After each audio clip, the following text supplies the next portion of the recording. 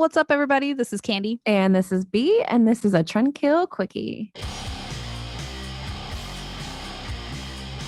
We're going to say about a 5 to 10 minute rock news show, which we kind of like to throw a little history in there. If you haven't noticed, it's kind of our shtick now. So we'll just go with it's like a musical history lesson. So what we have for you today, everybody knows Attila, and they've released a controversial new song, and it's called Metalcore Manson. And it's very typical for the band, obviously, to try to like stir the pot and call people out and do things that are very unpolitically correct. It's received a very visceral reaction for a lot of its lyrical content, which is super misogynistic and just hyper over-sexualized. Which for Attila, I mean, over-sexualizing the misogyny, those things aren't exactly new for them. Chris Franzak, lead singer for Attila. We'll just call him the Franz. There is nobody like me.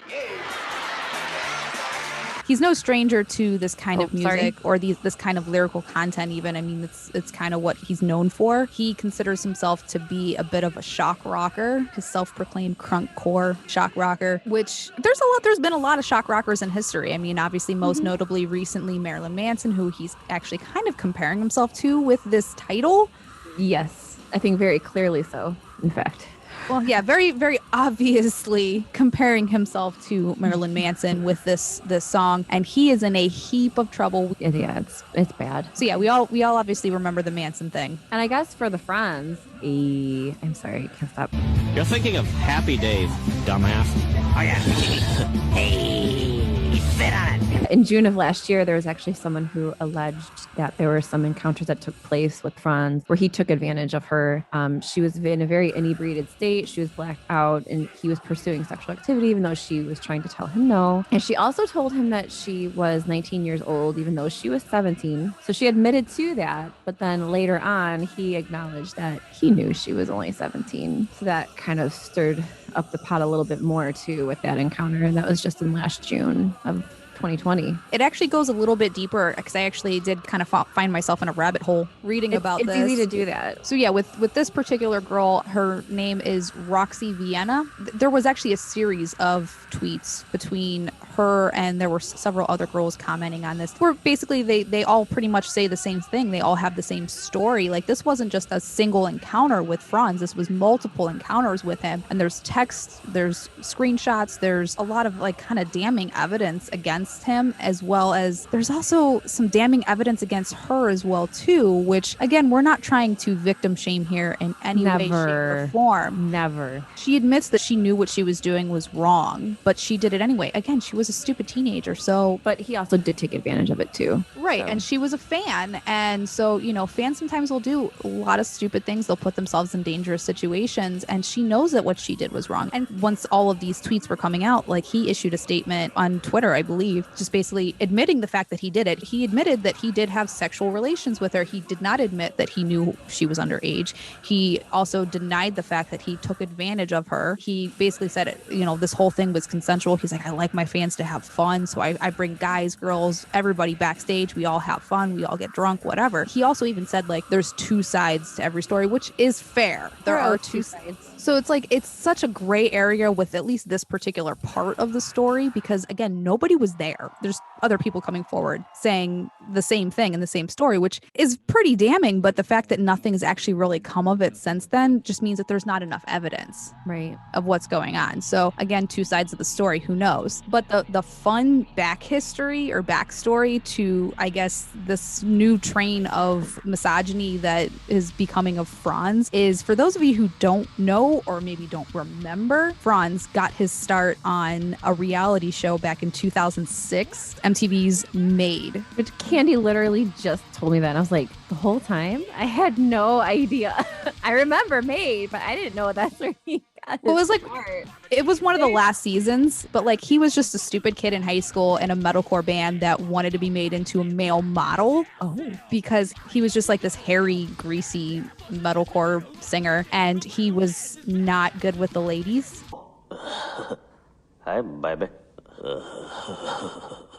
which I think is kind of funny considering what's going on now. Interesting. Franz is actually claiming that the reason why this girl came forward on Twitter, he alleges that it has to do with the fact that he cheated on his then girlfriend with this girl. He genuinely believes that this girl, his ex-girlfriend, sought this girl out after finding out that he cheated on her and made her come forward with all of this information. Oh, that is too much drama for me. It's just it's like a fucking soap opera. No, that's too much. Mm-mm. And then if there is that kind of motive, I mean, you just don't know, and you can't prove it unless you actually have legitimate documentation and have text messages or emails or something like that. But the thing is, I mean, the girl was technically 17 at the time, and then this was also over in the UK, which legal age of consent in the UK is 16. So technically, he didn't break any laws in the UK. Oh, okay. Well, there you go. So what the frig? So. Franz frig, whatever. What the Franz? Hey, I can't stop. Hey! Hey! How's coffee, Candy? Oh yeah, by the way, guys, notice anything different? We're not drinking alcohol. Yeah, we're not drinking beer. Drinking coffee. It's early. And what I find kind of difficult about, not necessarily this particular story, but what I find difficult to kind of wrap my head around is, I guess, separating the art from the artist. Yeah. Because in this case, I have been a fan of some Attila songs, and there has been that side of Franz where, for those of you who don't know or listen to Attila, he's called out a lot of shitty people and shitty organizations. I mean, he's, in his music at least, Martin Schneck. Yeah, that piece of shit. Hate him. For those of you who do not know who that is, that's the gentleman who raised prices on insulin as well as drugs to help with AIDS and HIV and cancer, I think too. And cancer to I think it was a 5,000% over. He's also stood out against Westboro Baptist Church and religious extremists. And so he does have, at least lyrically, he has some things that are good and I guess supportable.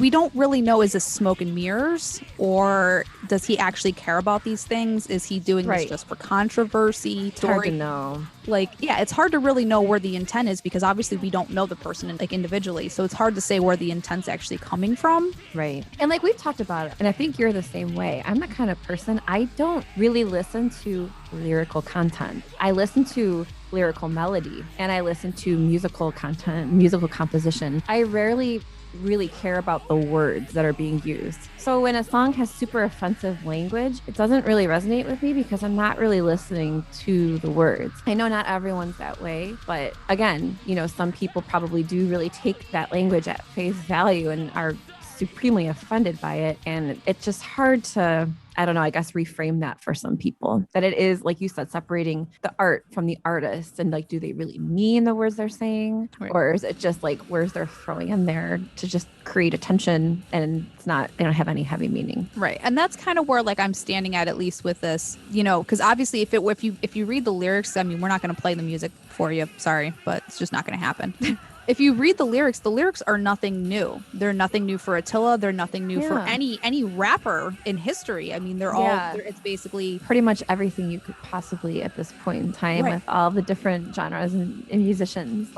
Every offensive lyric content you could create has already been done. So. Right. So, I mean, if you look at just the lyrical content itself, it's nothing really new. I mean, it's women, it's orgies, and money. That's literally what his lyrics are for this particular song. It's the title. And do I think he absolutely 100% did that for the shock value? Yes. Do I think he crossed the line? Yes. Actually putting Manson in the title, if he was just using allegory things and just trying to allude to it without actually saying the name, that would be one thing. But actually using his name in the title and everything that's been in the press about Manson in the last year, I mean, I feel like he got the desired result. Mm-hmm. At the end of the day, he got what he wanted. He created a song that nobody would have thought twice about, and then put a title on it that people are going to talk about, which means people are going to go listen to this song. He may be a piece of shit. He may not be. Again, I don't know him personally. I only know what I hear and what I read in media. But at the end of the day, Franz is a businessman. And at the end of the day, attention is attention.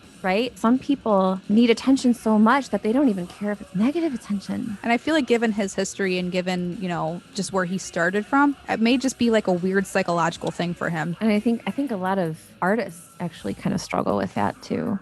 It is kind of a controversial topic, so we don't really want to harp on it too much. No, and honestly, our opinions are not very finite. But as you can tell, like Candy and I are both very kind of psychologists by day. So we usually try to analyze the situation and try to understand why people behave the way they do. We give a lot of passes. You know what I mean? We don't typically just are like, oh, that person's a piece of shit. We're not like that. So when we have these discussions, we're literally just kind of exploring ideas and trying to figure out like what it really means. So yeah, I mean, that's really kind of all we have for you with this episode. Once again, please let us know what you guys think in the comments and we'll see what he has to say, because I guarantee in true Franz fashion, he's going to have something to say. He's going to have a clap back. It's guaranteed. It's just a matter of time. So, but without further ado, before we let you go, please just like, subscribe, hit the notification bell, share with your friends. Once again, I am Candy. And I'm B. And that was a Trend Kill Quickie. Bye, guys. Bye. Peace out. Hey, whoa. Franz, yeah. Chris Franz. If we could just talk about kitty cats all day, we probably would.